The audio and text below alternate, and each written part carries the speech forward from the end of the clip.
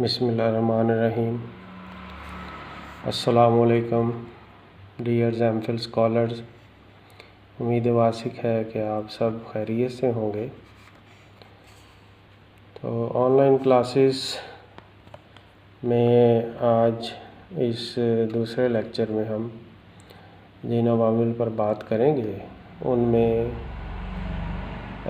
مقالہ نگاری کے حوالے سے بات ہوگی کہ خاکہ سازی کیا ہے، اور خاکہ سازی میں خصوصی طور پر کسی صنف ادب پر خاکہ سازی کس طرح کی جاتی ہے، اور اس کے ساتھ ہم اس پر بحث کریں گے کہ تحقیق کیا ہے اور تحقیق کسے کہتے ہیں۔ تو سب سے پہلے آج کے لیکچر کا آغاز ہم تحقیق سے کرتے ہیں۔ تو تحقیق سے مراد کسی شے کی حقیقت کا اثبات، حقائق کی بازیافت ہے۔ حقائق کا تعین اور ان سے نتائج کا استخراج کس طرح کیا جاتا ہے، حق کی تلاش، حق کی جستجو، تحیر یا شک کو دور کرنا، یقین کو حاصل کرنا، بار بار تلاش و جستجو کرنا تاکہ حقیقت یعنی حق واضح ہو جائے۔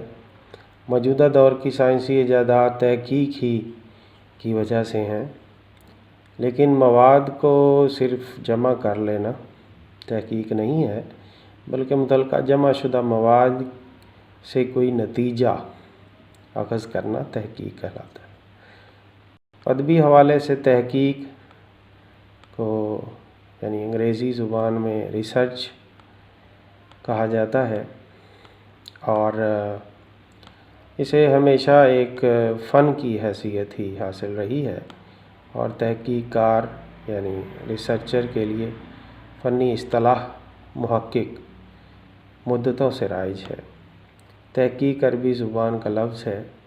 اس لفظ کا اصل جو مادہ ہے وہ ہے اور کاف ہے، تو جس کے اصلی حروف جو ہیں ہے کاف کاف پر مشتمل ہیں۔ تو ہے کاف سے تحقیق بنا ہے، جس کا مطلب ہے حق کو تلاش کرنا یا حق کی طرف پھیرنا۔ حق کے معنی سچ ہیں، تو اس کا مادہ ہے کاف سے ہے۔ تو اس سے دوسرا جو لفظ جڑا ہوا ہے وہ ہے حقیقت۔ اس کے معنی ہے کہ تحقیق سچ یا حقیقت کی دریافت کا عمل ہے۔ تحقیق کے لیے انگریزی زبان میں جو لفظ استعمال ہوتا ہے وہ ریسرچ ہے، اور اس کے معنی تحقیق، حقائق یا اصول کی تلاش میں پرمغز تفتیش، کھوج، ایک تجزیاتی تحقیق، چھان بین اور تحقیق جو عملی طور پر کی جائے، جبکہ تحقیق کرنے والا محقق کہلاتا ہے، جسے انگلش میں ریسرچر کہا جاتا ہے۔ تو اردو میں محقق کے لیے کھوجی اور تفتیش کنندہ کا لفظ بھی استعمال کیے جاتے ہیں۔ تو ریسرچ اصل میں دو الفاظ یعنی ری اور سرچ کا مجموعہ ہے۔ ری کا مطلب ہے دوبارہ، اور سرچ کا مطلب ہے تلاش یعنی جستجو، کھوج۔ تو لفظی معنی پر اگر غور کیا جائے تو ریسرچ کا مطلب ہے دوبارہ تلاش کرنا، لیکن اصطلاح میں ریسرچ انتہائی سچائی اور حقائق کی تلاش کا نام ہے۔ چونکہ انسان فطرتاً حقیقت کی جستجو میں سرگرم عمل رہتا ہے، وہ ہمیشہ حق اور سچ کی تلاش جاری رکھتا ہے، اور یہی اس کی جو تشنگی ہے اس کو دور کرنے کے لیے ریسرچ کی جاتی ہے۔ تو فرہنگ آصفیہ میں تحقیق کے معنی کچھ اس طرح ہیں، یعنی تلاش، تجسس، تفتیش، چھان بین، کھوج، سراغ، دریافت اور جانچ۔ تو فروز لغات میں اصلیت معلوم کرنا، دریافت کرنا، درستی، صحت، دریافت، تفتیش، جانچ پڑتال، اور جبکہ آکسفورڈ ڈکشنری میں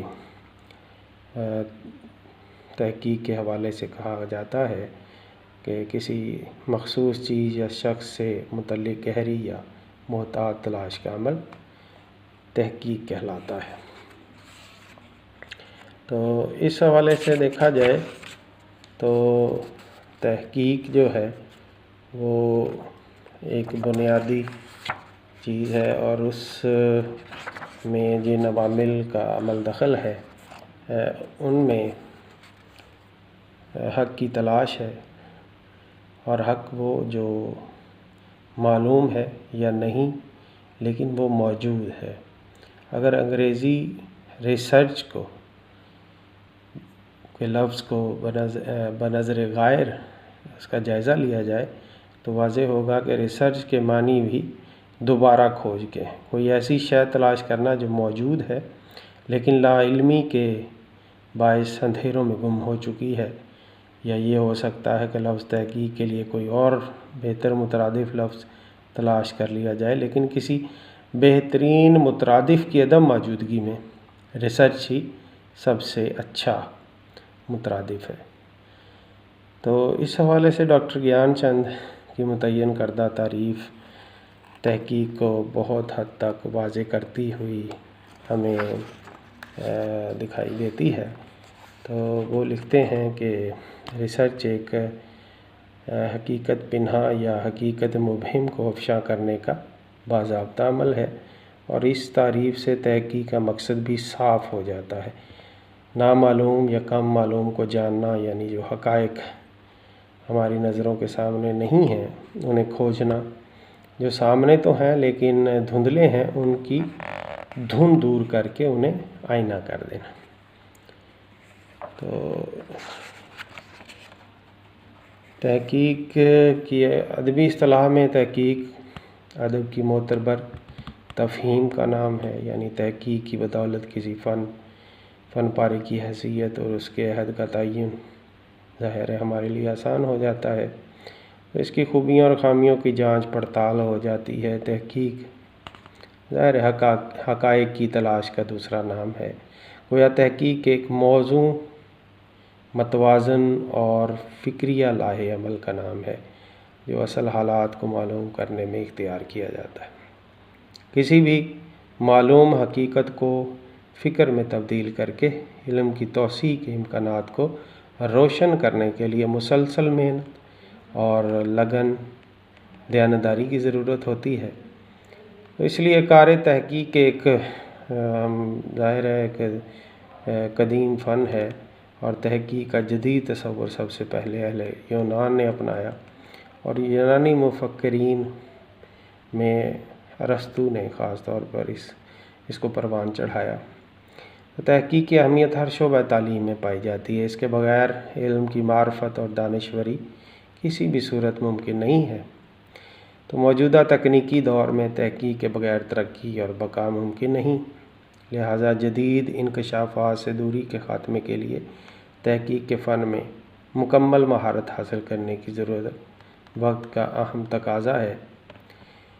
بنی نوع انسان کے مسائل کی ابتدا کے ساتھ ہی ظاہر تحقیق کا آغاز بھی ہوا ہے۔ جیسے جیسے انسانی مسائل بڑھتے گئے ویسے تحقیق بھی اپنا سفر طے کرتی گئی۔ تحقیقی عمل کے ذریعے ہی انسان نے اپنے وسائل کو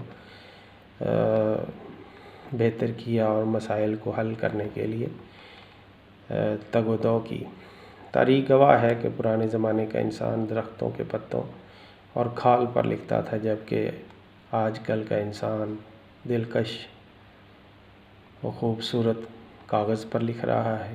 طباعت و اشاعت میں ترقی ہوئی ہے، قدیم چھاپہ خانوں کی جگہ جدید مشینوں نے طباعت کے کاموں میں تیزی پیدا کر دی ہے۔ یہ سب کچھ تہذیبی ترقی کی بدولت ہی ممکن ہو سکا ہے۔ تو تحقیق ظاہر ہے معلوم شدہ مواد کو مرتب کرنے اور مرتب کر کے اس کا تجزیہ کرنے کا نام ہے، اور پھر حاصل شدہ نتائج سے آگاہی دوسروں تک پہنچانا ہے۔ دراصل انسانی تہذیب کا قافلہ تہذیبی ترقی کی وجہ سے ہی رواں دواں ہے، جس کا سب سے بڑا سبب تحقیقی قوت ہے۔ اگر تحقیق نہ ہو تو ہر قسم کی ترقی ختم ہو جائے اور انسان تہذیب کا ارتقاء ظاہر رک سکتا ہے۔ اس بات سے تحقیق کی قدر و قیمت کا بآسانی اندازہ لگایا جا سکتا ہے۔ تو عزیز طلبہ، تحقیقی نظریات کی گہرائی اور ماخذ تک رسائی ظاہر تحقیق ہی کے باعث آسان ہوتی ہے، اور اس سے حقائق زیادہ واضح اور مکمل ترین صورت میں سامنے آ سکتے ہیں۔ ابہام کی کیفیت دور ہو سکتی ہے۔ اصل میں ادب میں بعض ایسے تصورات و نظریات جنم ظاہر لیتے رہتے ہیں جو غلط، ادھورے یا نامکمل ہوتے ہیں۔ ان تصورات و نظریات کو غلط ثابت کرنے کے لیے تحقیق کی ضرورت ہوتی ہے، اور جو نظریات ادھورے ہوں اور نامکمل ہوں وہ بھی تحقیق کی مدد سے تکمیل پا جاتے ہیں۔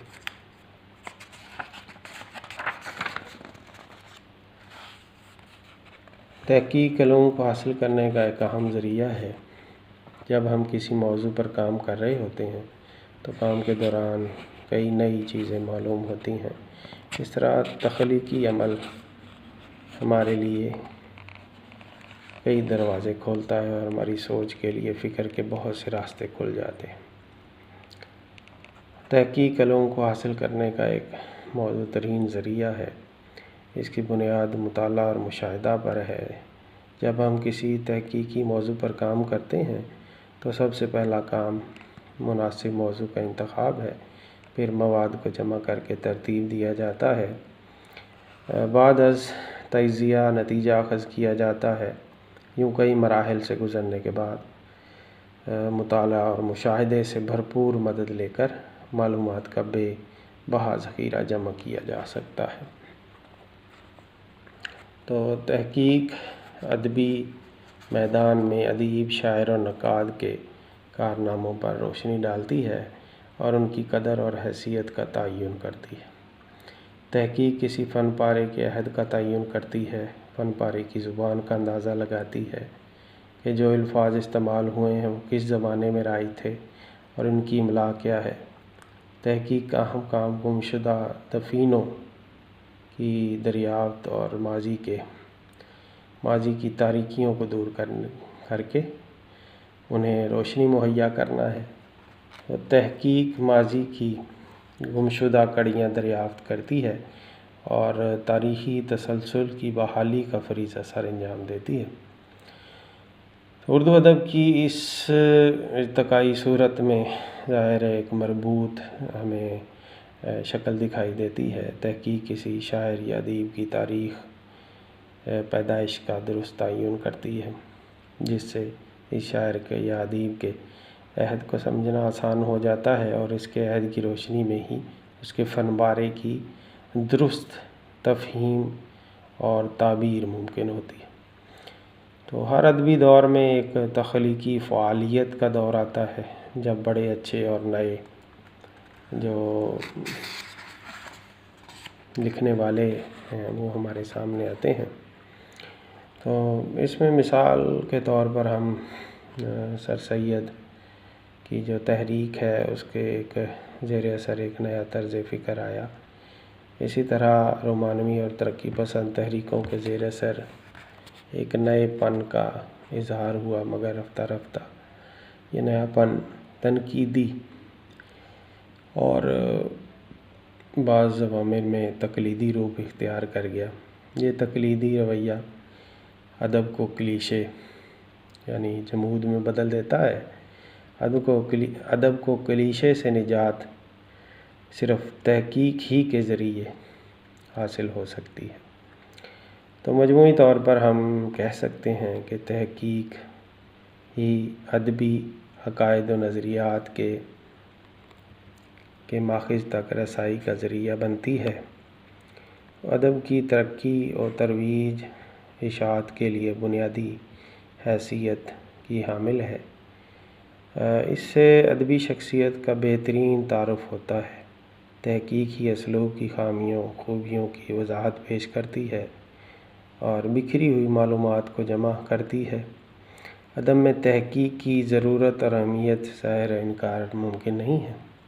بلکہ تحقیق ہی ادب اور ادیب کی قدر و قیمت اور اس کے مقام و مرتبے میں اضافہ اور استحکام کا باعث بنتی ہے۔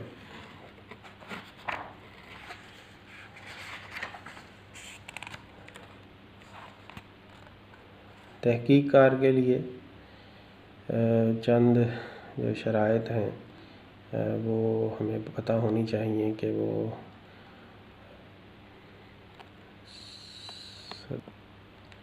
تحقیق کا کام سر انجام دینے والوں کو جن بنیادی شرائط کو مد نظر رکھنا چاہیے ان میں سب سے اولین شرط صداقت اور عدل ہے، دوسری شرط محنت اور لگن ہے، اور تیسری شرط تکنیکی تعلیم و تربیت ہے۔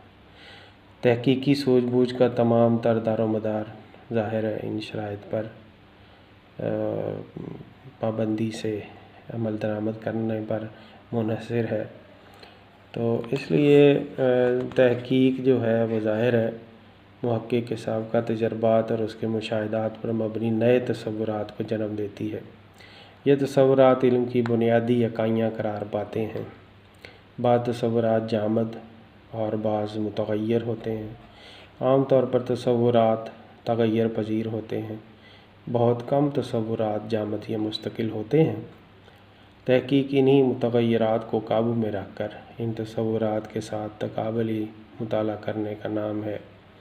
مثلاً اگر ہم مطالعہ کریں ایک عالی بڑا شاعر ہے یا اقبال، تو ہم اپنے تصورات کے متغیرات پر غور کریں گے اور ہم دیکھیں گے کہ پہلے ہم یہ مطالعہ کریں گے کہ کس دور میں ہم اس بات کا کرنا چاہتے ہیں اور اس دور میں بڑے کا تصور کیا ہے اور بڑے ہونے کا معیار کیا ہے۔ تو مختلف ادوار میں بڑا ہونے کے کیا معیارات تھے، تو ان تمام باتوں کا جب ہم اس کو تفصیلی انداز میں پرکھیں گے، جانیں گے، تو فیصلہ کرنے میں ہمیں آسانی ہوگی کہ غالب بڑا شاعر تھا یا اقبال۔ اس تصور کو بدلنے کے لیے محقق کے لیے ضروری ہے کہ وہ عدل کرنے والا، سچ بولنے والا اور غیر جانبدار اور غیر متعصب ہو، اور اس کے ساتھ اس کے اندر توازن اور اعتدال بھی موجود۔ تو تحقیق کی دوسری شرط محنت اور لگن ہے۔ ایک محقق کو تحقیقی کام کرنے کے لیے بے حد محنت کی ضرورت ہوتی ہے، اور محنت کا یہ کام انتہائی صبر اور لگن کے ساتھ انجام دینا پڑتا ہے۔ اگر دیکھا جائے تو تخلیق دنیا کا مشکل ترین کام ہے، ادب کی تخلیق اس سے بڑھ کر ظاہر ہے اور کیا ہے، لیکن تحقیق میں یہ مشکلات 3 گنا بڑھ جاتی ہیں، کیونکہ یہ پرانی روایات اور عقائد کو نئے انداز میں دیکھنے کا عمل ہے۔ تو اس لیے ان تحقیق بے حد محنت اور ظاہر بال کی کھال اتار دینے کا عمل ہے۔ اس لیے ان لوگوں کو راس آتا ہے جنہیں محنت، صبر اور برداشت کی عادت ہو، تاکہ وہ نتائج کے حصول تک دل جمی سے کام کرتے رہیں اور اپنے تحقیقی نتائج کا بعد میں دفاع بھی کر سکیں۔ اگر طویل تحقیق کے بعد بھی ان کے ہاتھ کچھ نہ لگے یا نتائج محنت کے مقابلے میں تھوڑے ہوں تو دل برداشتہ نہ ہوں، بلکہ صبر و تحمل سے کام لیتے رہیں، نہ کہ کام کو اضافی محنت و مشقت محسوس کریں۔ تو اس کار تحقیق میں ظاہر ہے محقق کا مطالعہ بھی وسیع ہونا چاہیے، کیونکہ تحقیق کا موضوع، مسئلہ، فرضیہ، مفروضے،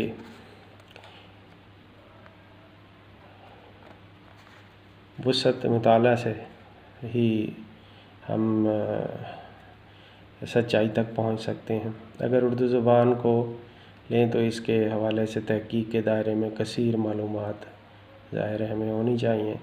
مطالعہ وسیع ہو اور مطالعے کا یہ عمل کسی درجے پر آ کر رک نہیں جانا چاہیے، بلکہ اس سے حوالے کی کتب تک عمدہ طور پر رسائی حاصل کی جانی چاہیے۔ تو تحقیق کی عملی ضرورت اور اہمیت تحقیقی شرائط کے بعد ظاہر ہے خاکہ سازی کا عمل آتا ہے، تو اس میں ظاہر ہے سب سے پہلا کام جو ہے وہ موضوع کا انتخاب ہے۔ تو موضوع کے انتخاب کے بعد اس کی تشکیل ہے، تشکیل کے بعد محقق میدان تحقیق میں عملی قدم رکھتا ہے۔ اس سفر کے مختلف مراحل طے کرنے سے پیشتر وہ یہ ضرور خیال کرتا ہے کہ وہ کس راستے کو اختیار کرے تاکہ بآسانی اپنی تحقیق کو پایہ تکمیل تک پہنچا سکے۔ خاکہ سازی اصل میں اسی راستے کا ظاہر ہے ابتدائی تعین کرنا ہوتا ہے۔ عام طور پر خاکہ سازی کے لیے جو ہے وہ ہمارے پاس ایک اچھا نالج ہونا چاہیے اور اپنے جو موضوع ہے اس کے بارے میں ہمیں مکمل آگاہی ہونی چاہیے۔ تو مقالے کو تحریر کرتے ہوئے مقالے کی یعنی تسوید کا کام مناسب خاکے کے بغیر ظاہر نہیں ہو سکتا، لیکن موضوع کے انتخاب کے بعد تحقیق کار اپنے مقالے کے بنیادی اور نمایاں حصوں کو منطقی ترتیب سے الگ ضرور کر لیتا ہے تاکہ اسے معلوم ہو جائے کہ وہ قاری کو کیا کہنا چاہتا ہے۔ مواد کی فراہمی اور چھان بین کرنے کے بعد مواد کو الگ الگ کرنے میں بھی اولین خاکہ ہی مدد دیتا ہے۔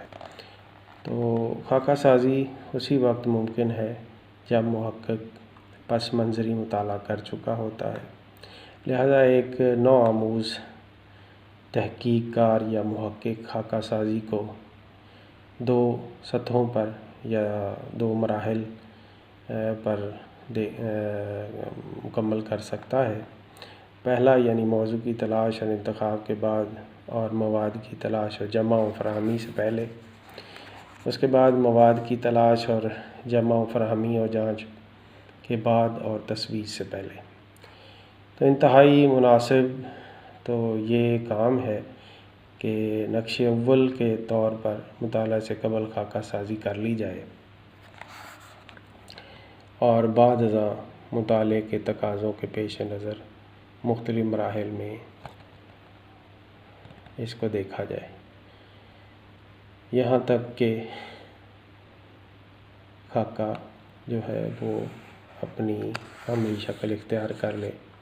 تو خاکے کی اہمیت ظاہر ہے عمارت کے نقشے کی سی ہوتی ہے۔ جس طرح ایک اچھا معمار نقشے کی مدد سے کم جگہ کو بخوبی استعمال کر سکتا ہے، اسی طرح ایک محقق ایک اچھے خاکے کی مدد سے کم وسائل کے ساتھ بھی اچھے نتائج مرتب کر سکتا ہے۔ تو سندھی تحقیق کے لیے اولین طور پر خاکہ یونیورسٹی میں تیار کروایا جاتا ہے اور اس کی جانچ پڑتال ظاہر ہے بیرونی ممتحن سے کروائی جاتی ہے اور پھر اسے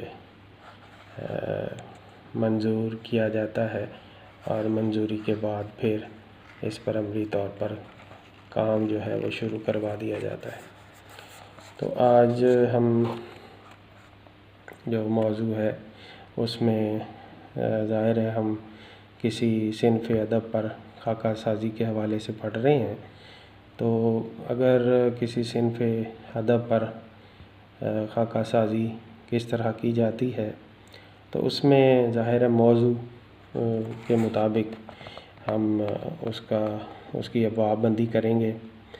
تو اس مقصد کے حصول کے لیے ہم ایک موضوع جو ہے وہ سامنے رکھتے ہیں اور موضوع یہ ہے کہ اردو مضمون نگاری کا ارتقاء 1900 تا 1947۔ تو اس موضوع پر اگر ہم خاکہ سازی کریں گے تو اس کی ابواب بندی جو ہے وہ کچھ اس طرح ہوگی۔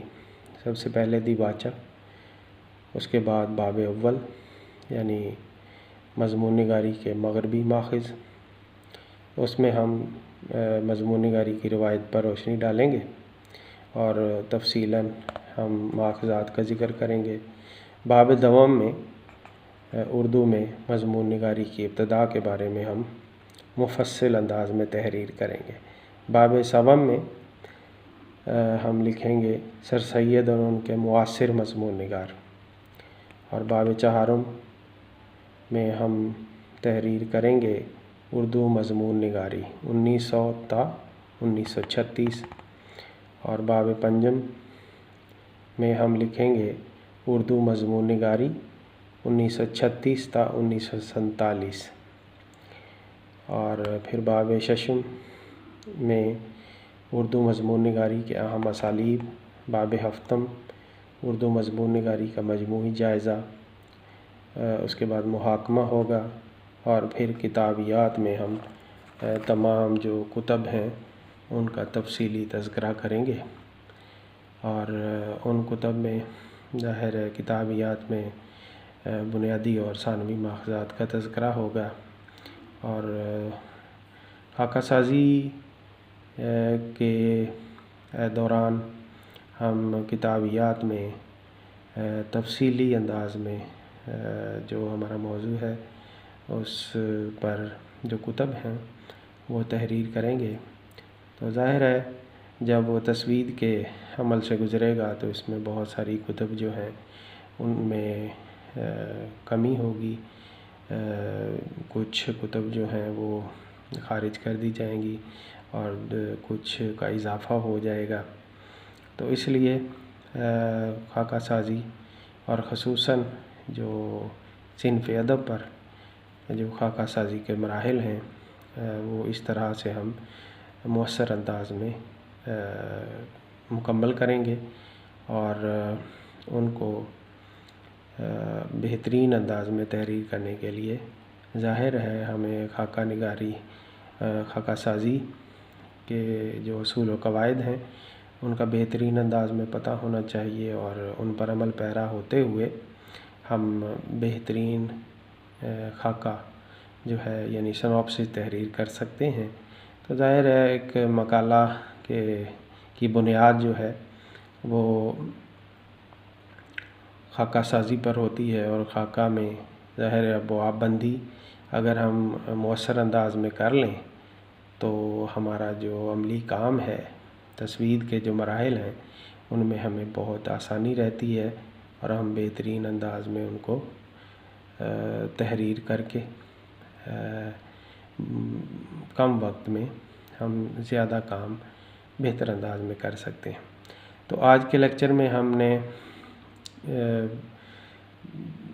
مقالہ نگاری میں خصوصاً صنف ادب پر خاکہ سازی کا جو طریقہ کار ہے اس کو پڑھا ہے، اور اس کے ساتھ ہم نے تحقیق کے بارے میں جانا ہے کہ تحقیق کیا ہے اور تحقیق کی شرائط کیا ہیں، اس کی ضرورت اور اہمیت کیا ہے، اور ہم کس طرح اس کو بہتر انداز میں بروئے کار لاتے ہوئے بہترین نتائج اخذ کر سکتے ہیں۔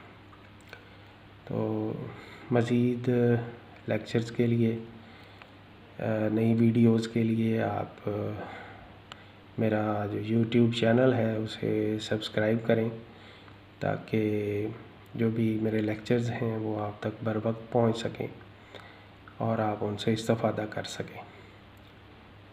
والسلام، خدا حافظ۔